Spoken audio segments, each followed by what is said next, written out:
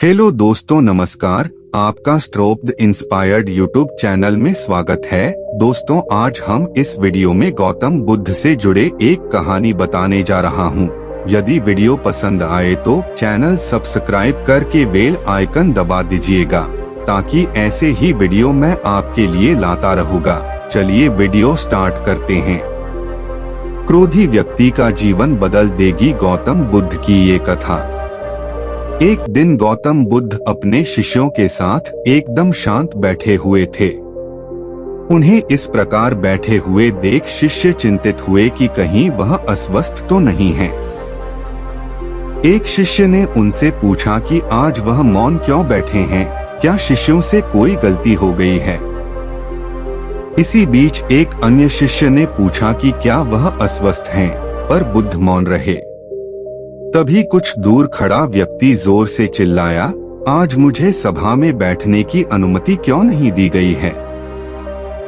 बुद्ध आंखें बंद करके ध्यान मग्न हो गए। वह व्यक्ति फिर से चिल्लाया, मुझे प्रवेश की अनुमति क्यों नहीं मिली।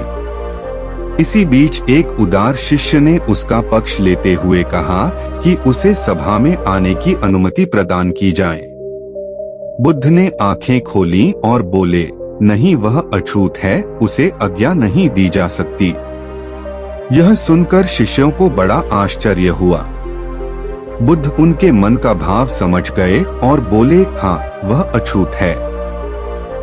इस पर कई शिष्य बोले, हमारे आश्रम में जात पात का कोई भेद ही नहीं, फिर वह अछूत कैसे हो गया। तब बुद्ध ने समझाया, आज वह क्रोधित होकर आया है। क्रोध से जीवन की एकाग्रता भंग होती है। क्रोधी व्यक्ति प्राय मानसिक हिंसा कर बैठता है, इसलिए जब तक वह क्रोध में रहता है तब तक अछूत होता है। इसलिए उसे कुछ समय एकांत में खड़े रहना चाहिए। क्रोधित शिष्य भी बुद्ध की बातें सुन रहा था। पश्चाताप की अग्नि में तपकर वह समझ चुका था कि अहिंसा ही मनुष्य का महान कर्तव्य व परम धर्म है। वह बुद्ध के चरणों में गिर पड़ा और कभी क्रोध न करने का प्रण लिया। शिक्षा आशय यह है कि क्रोध के कारण व्यक्ति अनर्थ कर बैठता है और पश्चाताप उसे बाद में होता है, जिसका कोई लाभ नहीं मिलता। इसलिए हमें क्रोध नहीं करना चाहिए।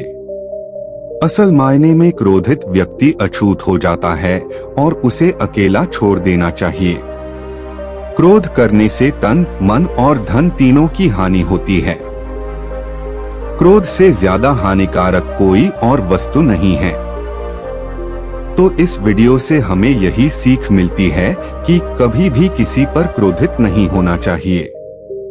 आज के लिए इतना ही, मिलते हैं फिर अगले वीडियो में। धन्यवाद।